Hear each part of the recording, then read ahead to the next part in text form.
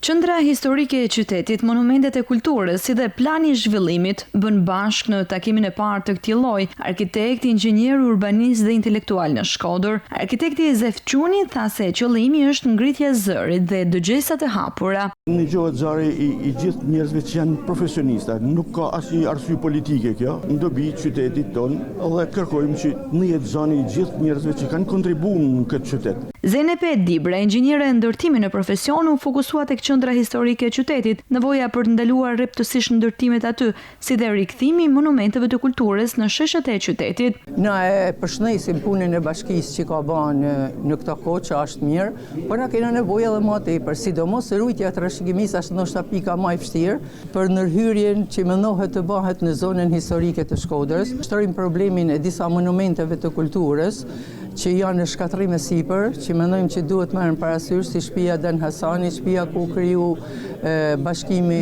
shoqënia bashkimi, shtëpia Sokolve, të bëhet një studim për vendosjen e monumenteve të personaliteteve shkodrane në sheshet publike. Në përfundim të takimit, pjesëmarrësit theksuan se kjo tryezë e parë përbën një hap të rëndësishëm drejt krijimit të një platforme të përbashkët dialogu mes profesionistëve dhe institucioneve, me synimin për të mbrojtur identitetin historik të Shkodrës dhe për ta zhvilluar qytetin në mënyrë të qëndrueshme.